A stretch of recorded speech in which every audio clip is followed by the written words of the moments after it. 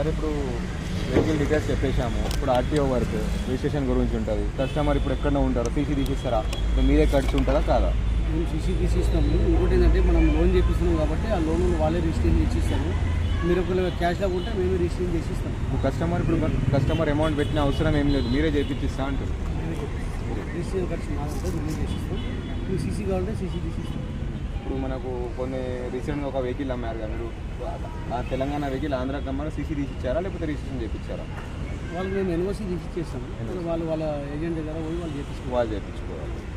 తెలంగాణకి అయితే మనకు సీసీ వస్తుంది, ఇక ఆంధ్ర డిస్ట్రిక్ట్ అయితే ఎన్ఓసీ వస్తుంది. మేము వీటికి ఎన్ఓసీ తీసి ఇచ్చేస్తే వాళ్ళ పేరు మీద రిజిస్ట్రేషన్ చేసుకోవాలి. కస్టమర్కి ఇబ్బంది అయితే ఏం కాదు కదా సార్? ఆర్టీఓ అమ్మడానికి ఇబ్బంది ఉండదు, అమ్మటానికి ఇబ్బంది ఉండదు. మేము వితౌట్ రిజిస్ట్రేషన్ బండి రిజిస్ట్రేషన్ చేసి కస్టమర్